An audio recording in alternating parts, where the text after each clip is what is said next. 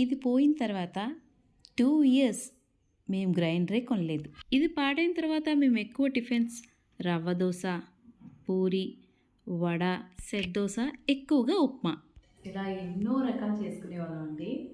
ఇడ్లీ దోశ అయితే ఇంట్లో చేసుకునే వాళ్ళం కాదు కానీ బయటికి వెళ్ళినప్పుడు మాత్రం కంపల్సరీగా తినేవాళ్ళం. మరి ఇన్నాళ్ళకి మాకు గ్రైండర్ కొనాలనిపించి మీకు కొన్నామండి. మీకు ఇప్పుడు అది కూడా చూపిస్తాను. ఇక పైనుంచి మనకి దోశ, ఇడ్లీ అన్నీ కూడా ఉంటాయి. మన మధురమైన ఛానల్లో కూడా ఎక్కువ వెరైటీస్ అన్నీ పెట్టడానికి ఛాన్సెస్ ఉంటుంది. అవునండి, ముందైతే ఒక లైక్ కొట్టండి. ఇంతవరకు మీరు లైక్ చేయలేదా? చేయండి. ఇప్పుడైతే మీకు ఆ గ్రైండర్ చూపిస్తాను. ఇదిగోండి ఆ కొత్త గ్రైండర్. బాగుందా? Butterfly flora. మీకు ఇప్పుడే ఓపెన్ చేసి చూపిస్తాను.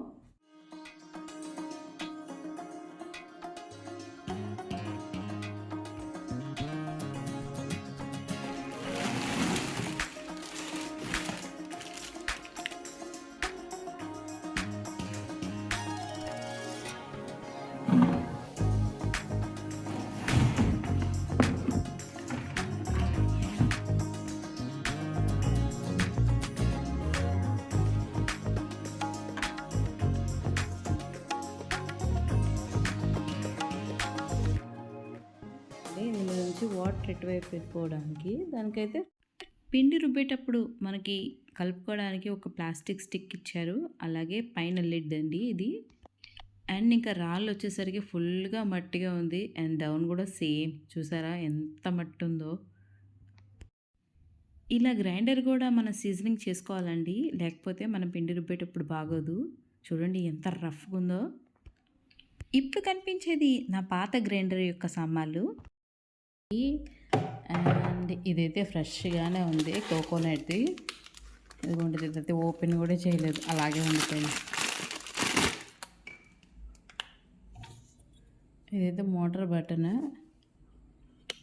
ఇదిగోండి ఇక్కడ పెట్టుకోవడానికి దాంది. అండ్ గ్రైండర్ వర్కింగ్ అయితే సూపర్, అంతా బాగానే ఉంది. కానీ ఏం చేస్తాను, దీన్ని ఒక 3 ఇయర్స్ వాడాను. చూసారా ఎంత తెల్లగా ఉందో. ఎవ్రీ టైం వాష్ చేసిన వెంటనే కడిగి పెట్టేసుకొని పక్కన పెట్టేదాన్ని, అందుకే ఇంత ఫ్రెష్గా ఉంది. రాళ్ళు అయితే చూసారా మెరిసిపోతున్నాయి.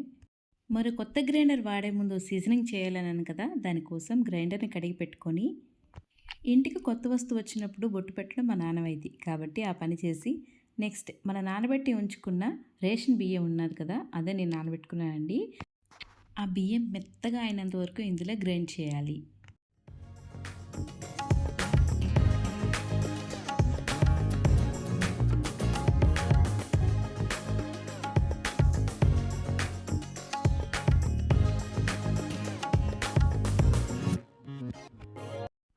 ఇలా మెత్తగా గ్రైండ్ చేసుకున్న తర్వాత గ్రైండర్ ఆఫ్ చేసి ఈ రాళ్ళని కూడా బయటికి తీసి పూర్తిగా వాష్ చేసి పెట్టుకోవాలి.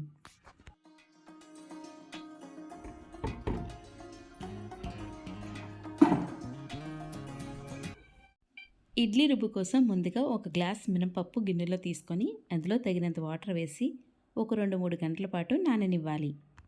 మనం యూస్ చేస్తుంది కొత్త గ్రైండర్ కాబట్టి చాలా మెత్తగానే రుబ్బుతుందండి.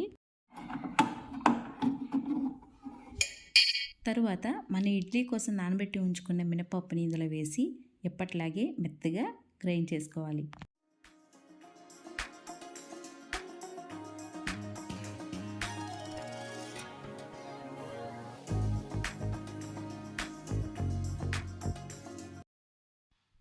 చూడండి పర్ఫెక్ట్గా మెత్తగా రుబ్బింది కదా. ఇప్పుడు ఇడ్లీ రవ్వ నానబెట్టుకొని ఈ రెండు మిక్స్ చేసి రాత్రంతా ఉంచితే చక్కగా పులుస్తుందండి. ఉదయానికి ఈ విధంగా ఉంటుంది. ఇడ్లీ పాత్రలో ఆయిల్ వేసి ప్రతి ఒక్కదానికి ఇలా రౌండ్గా ఆయిల్ అప్లై చేయాలి.